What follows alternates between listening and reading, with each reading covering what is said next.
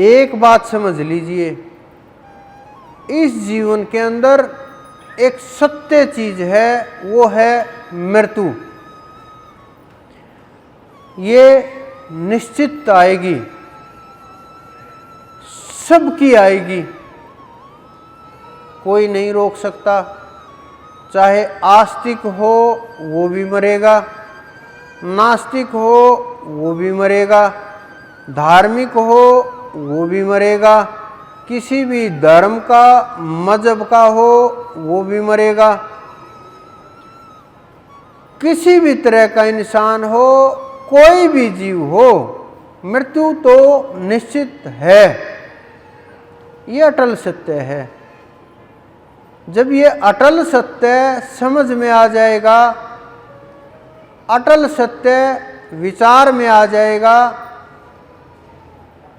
अटल सत्य पकड़ में आ जाएगा, तो फिर साधना हो जाएगी। मैं ये नहीं कहता आप सब कुछ छोड़ दो, बिल्कुल भी नहीं। सब कुछ अपनी पकड़ में रखो। जमीन, दुकान, घर, परिवार। ये समझो जैसे आप यहां आए, गाड़ी बुक करा करके आए, कोई किसी साधन से आया, कोई किसी साधन से आया, वहां भी आवश्यकता हुई कि गाड़ी बुक करनी पड़ी, तभी सुविधा से आप पहुंच पाए। उसी प्रकार से जीवन सुविधानुसार चले, इन सब चीजों की आवश्यकता है। अगर आप आज छोड़ दोगे, बाहर से छोड़ भी दिया तो अंदर से नहीं छोड़ पाओगे। सारे काम करते हुए, सारे संसार में रहते हुए, ये नहीं कि नहीं घर नहीं लेना, नहीं मकान नहीं बनाना, ऐसा नहीं है। जमीन नहीं लेनी, लो, सब कुछ करो, लेकिन इतना याद रखो कि ये जीवन चलाने का साधन है। उनको दिमाग के अंदर मत घुसने दो, दिमाग तक उनकी पहुंच मत होने दो। जब ये चीजें दिमाग तक पहुंचती हैं तब प्रभाव होता है। साधारण रूप से, साधारण तरीके से अगर ये सुचारू रूप से काम चलता रहे, जीवन को चलाने के लिए, परिवार को चलाने के लिए, घर को चलाने के लिए, समाज को चलाने के लिए, तो कोई परेशानी मेरे हिसाब से तो नहीं है।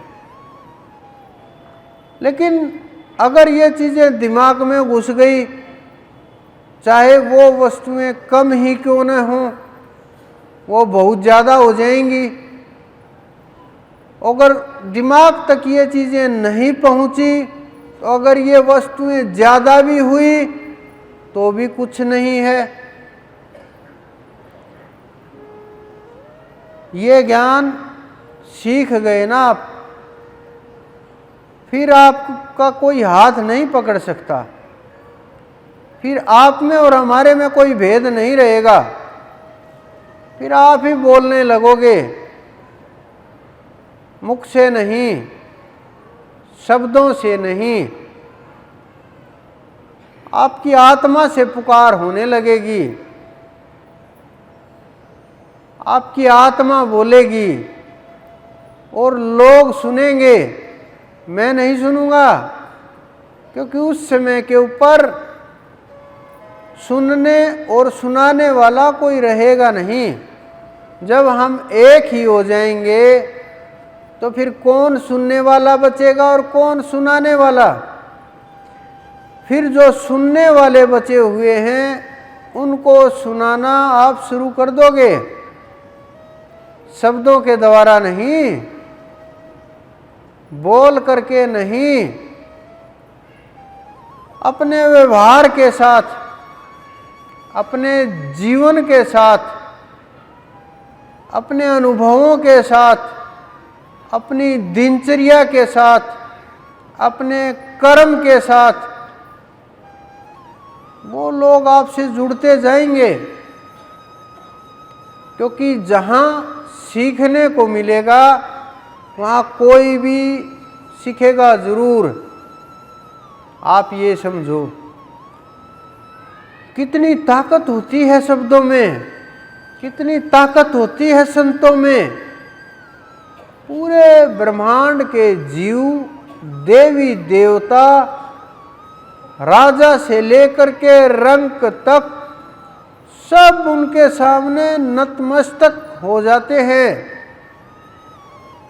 और वो कर्म का भोग भोग करके निश्चित हो करके निकल जाते हैं संसार से। फर्क ही नहीं पड़ता उन्हें।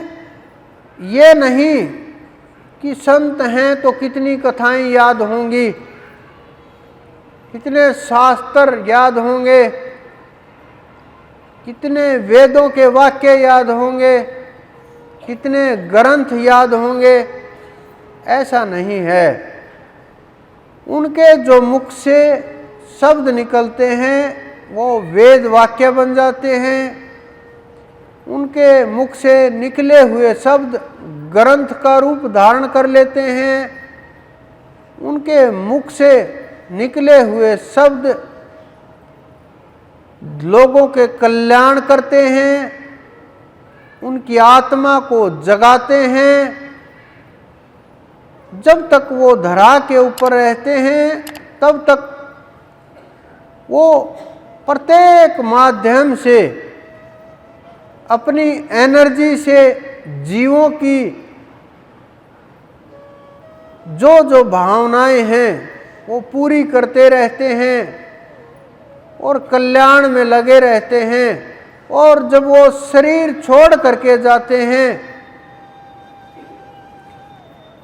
तो उनके द्वारा जो दिखाए गए मार्ग हैं लोग उनको पढ़ करके, मैं ये मानता हूँ कि कोई करोड़ों में एक भी अगर उनके शब्दों को पकड़ करके पार उतरा ग्रंथ के माध्यम से तो भी बहुत बड़ी बात है। अगर हमें दिशा मिली बहुत बड़ी बात है। हम बुरी चीज़ों से बच पाए बहुत बड़ी बात है। और हमने ध्यान लगाना उनके माध्यम से सीखा तो ये तो श्रेष्ठ ही हो जाएगा। इस कारण से हमारे संत ग्रंथ बना करके निकलते हैं, रास्ता दे करके आगे बढ़ते हैं, ताकि आने वाली जो हमारी नस्लें हैं, पीढ़ियां हैं, वो समझ सकें कि संसार के साथ साथ हमें अपने कल्याण के लिए, अपने जीवन के लिए, अपनी आत्मा के लिए, अपने लिए भी कुछ करना है। बाकी तो शरीर से लेकर के संसार तक हम सब जीवों के लिए कुछ न कुछ करते हैं। लेकिन जो कल्याण का मार्ग है, जो ध्यान का मार्ग है, जो भक्ति का मार्ग है, उस पे चलना, अपने लिए कुछ करना है। अगर आप अपने लिए कुछ करना चाहते हो तो वही मार्ग है।